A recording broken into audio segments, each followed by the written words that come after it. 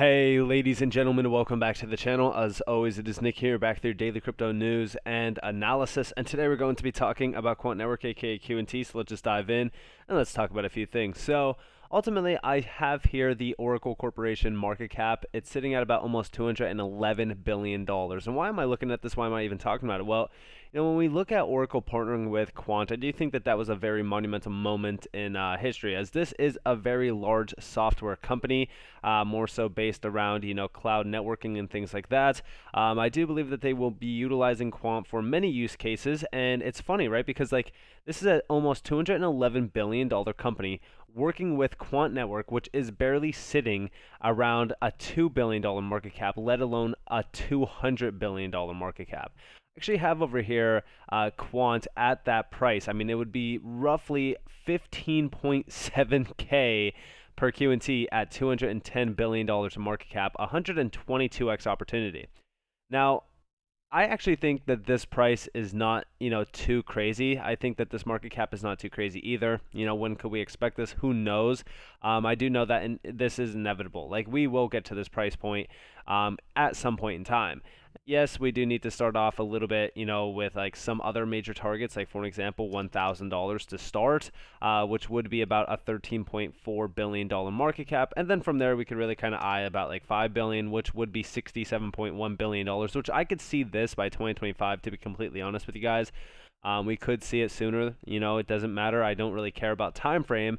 All I really care about is the market valuation for some of these major utility cases, and Quant's utility case is pretty significant. I've mentioned it time and time again. We definitely are keeping a close eye out on Q&T. I have been accumulating it under $100, and I continue to accumulate it under $100. Now, am I buying it? Not really. And I've told you guys exactly why I'm not buying it just at this current moment in time. But yeah, I do think that the long-term path is, very, very large in regards to the upside potential. And I know that a lot of people are going to ask me, why aren't you buying it? If you believe in the upside. It's just that I'm accumulating other coins right now. My Q&T bags have been packed for a very long time. But I do share with you guys this because Oracle is a massive giant in the software space. I mean, everyone knows about Oracle, and it's crazy that people still kind of fade Quant, even though they do have partnerships like this. And also, just remember, Quant does not need marketing at all. It's funny that this is a massive exchange. They have roughly 124,700 followers, and they are literally sitting here marketing Q&T. This is crazy to me. And when we actually look at this, right, they do mention 5 reasons to love Q&T. Overledger. The main aim of Quant using Overledger is to, bridge the gap that exists between different blockchains. The backbone of the project is the Overledger network, which Quant builds as the ecosystem on which the future digital economy ecosystem will be built. And I actually never heard it described like that, but I would, say that's 100% exactly what Overledger is actually trying to do. It's, building out this massive ecosystem of connections between the future economy to the current economy. And we do see MLTs. Quant also supports so-called multi-ledger tokens, MLTs, which are also digital assets backed by real funds held in escrow with a financial institution. Holds everything together. Q&T is the glue that holds the entire operation together. It's an ERC20 utility token, meaning it is housed on the Ethereum blockchain. That's used to pay, for the licenses and annual fees that developers need to access the Quant network and to pay for the items within Overledger. Now, of course, we've talked about how it is an ERC20, but it is blockchain agnostic. And then we do see down here community treasury. Quant is one of the few projects to have a true community governed treasury, which allows stakeholders in the Quant economy to help direct the growth of the Quant ecosystem. And then, of course, the extra 2 million tokens are held by the company. These tokens are unlocked that could be sold at or issued at any time. And over here we do have the full-on tokenomics compared to what we do see in this market. And this is the best way to visually see where Quant is, even compared to Bitcoin. It is a smaller supply than Bitcoin, and even on the zoomed out version, comparing it to even ADA or XRP or even Chainlink, right? You do see the big difference here, and it's funny, right? Because again, even if you look at, and I did not mean to go to that Twitter page, even if we go and look at BNB currently, this would be the price of Q&T at BNB's current market cap, which is insane to me. Like, this is exactly how early you are within QNT. And of course, you do see BNB here in regards to tokenomics, comparing it to QNT. And also over here, we do see from Just a Tech Guy, QNT API gateway interoperability is nothing like DeFi interoperability. API gateways allow organizations to communicate with other organizations without overhead or compromise. No bridge, no Oracle network, no interoperability blockchain. No, this is just all through API connections. It's something monumental. This is why I say, like, it's bigger than anything else in this market when you try to compare like interoperability standards. And also, yes, like the organizations to organizations here are very large.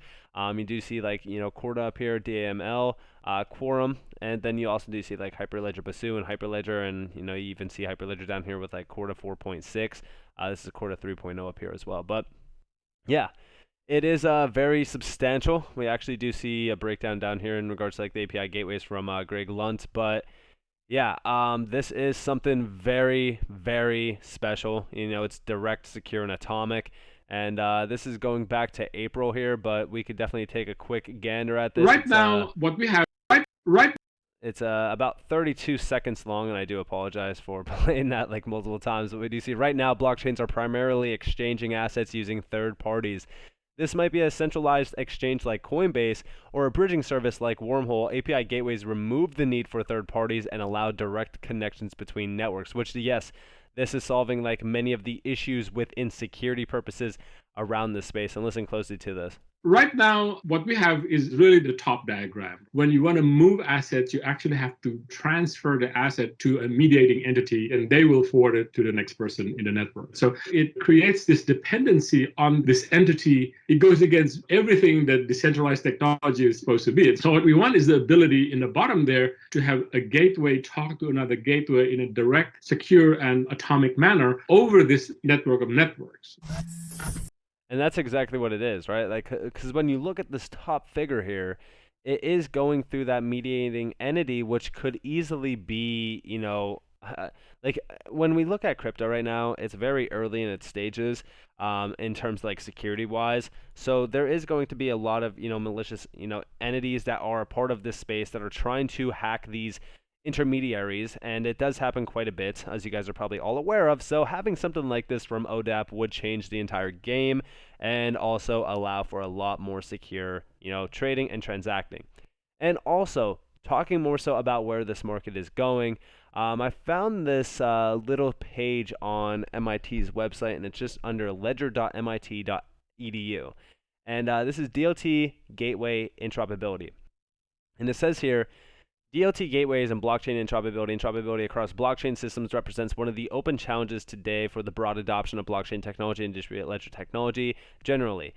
The promise of the decentralization of control as offered by the vision of blockchains cannot be attained if different blockchain systems employing different internal ledger architectures, consensus paradigms, and differing processes incentives cannot interoperate at the scale of the internet. This page lists some relevant work and papers exploring the notion of blockchain gateways as a means to interconnect distinct and also incompatible blockchain networks. Now, I don't have a login, so I won't be able to see this all that much, but they do have a few things over here in regards to like the DLT gateways area. I know that this takes a little bit to load, but we do see a few of the gateways here. So up here, we do see like introductions. They talk more so about like, DLT specifically and how to adopt this in regards to like interoperability. Now down here, we do see desirable properties. So atomicity, I believe that's how you pronounce that. Atomicity. Yeah. Anyways, transfer must either commit or entirely fail. Failure means no change to an asset ownership. Consistency, transfer, commit, or fail always leaves the ledgers of both DLT networks to be in a consistent state. Asset located in the ledger of one DLT network only. Isolation, while transfer occurring, asset ownership cannot be modified. No double spend. And durability. Once a transfer has been committed, must remain so regardless of gateway crashes. The funny thing about this is that these are all the principles of Overledger. I mean, even going back to this, you do see like direct, secure, atomic. Like this is the things that we want to see around interoperability between DLTs.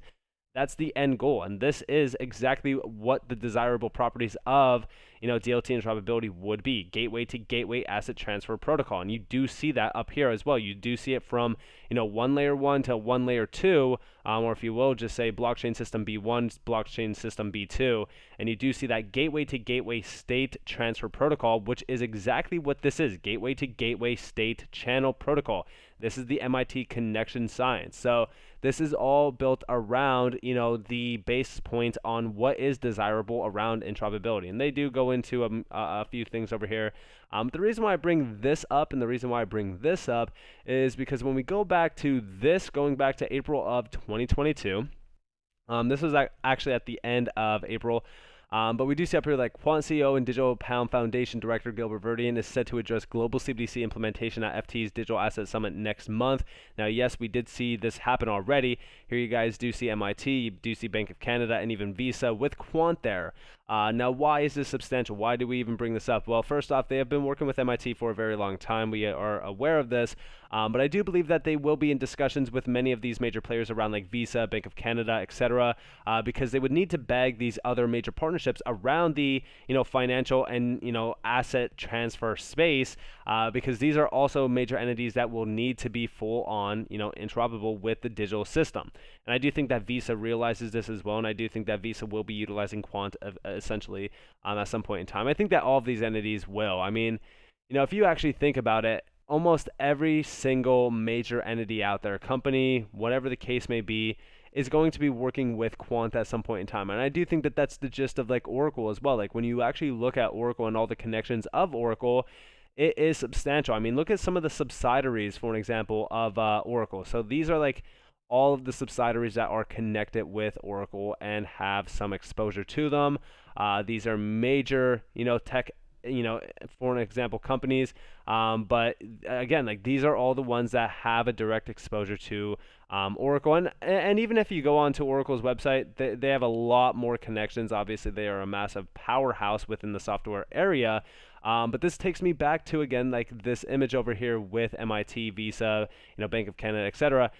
Because when we look at this, we could almost bet that these major entities, Bank of Canada, Visa, major other banks and financial institutions, and even financial digital wallets and digital payments like Visa, are going to be interconnected within the Quant ecosystem. And this also takes me back to the ODAP announcement going back to September and also even October of 2021, where we do see, are very glad to see the reference and adoption of ODAP, Open Digital Asset Protocol, our effort with MIT at the IETF to standardize cross-chain and cross-network transactions, and the importance of digital asset interoperability at gateways. And yes, this is from Visa themselves saying, how might central banks, businesses, and consumers seamlessly exchange value across blockchain networks, no matter the currency. Check out Visa's latest thinking on the challenge of cross-chain interoperability. And this is basically ODAP. We do see down there like QNT interoperability asset, kaboom, great to see Visa contributing to blockchain interoperability, QNT, like everybody, like this is, at the end of the day, exactly where Quant is positioned. They are in bed with these massive giants, and again, like nobody's paying attention. We've seen a lot of assets starting to break out in this market. We've seen QNT also breaking out in this market, and then we did see a lot of people really kind of putting a spotlight on QNT. But I don't think that enough individuals know about QNT or even understand QNT. Like we still see the massive doubters in this market. We've seen doubters of Bitcoin at its first inception when it was $1, $5, $10, $100, etc. And I do think that that is also what's happening with Quant. I do think that $100 is the start. 1,000, 10,000. There's going to be doubters across the board. But the funny thing is that like when QNT gets to this $3,000 mark, it's going to be the equivalent of Bitcoin, and we could actually look at this. It's going to be the equivalent of Bitcoin at $2,100. How crazy is that?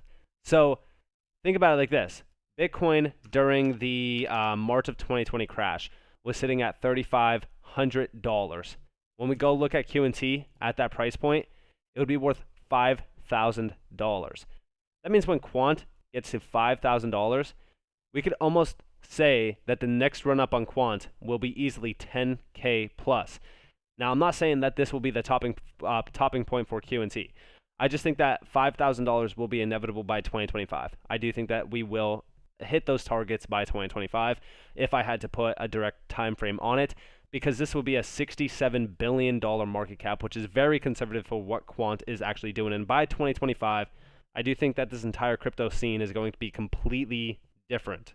But again, nothing is guaranteed in this space. We always have to be, cautious. We've got to be prepared for anything, opposite of what we expect, and, expect the opposite of what we expect. So right now, when we talk about Q&T, we know exactly what we hold. We know where this thing is going. We understand the technology. All we have to do is just sit and wait. We just have to be patient, and that's it. So with that being said, I hope that you guys enjoyed this video. If you guys did, definitely leave a like, subscribe, turn notifications on if you guys have more free content. You guys are more than welcome to follow me on Twitter and join the free Discord down in the description below. As always, up to you all. Have a beautiful day, beautiful night, wherever you guys are in this beautiful world. This has been Nick. Peace out, guys.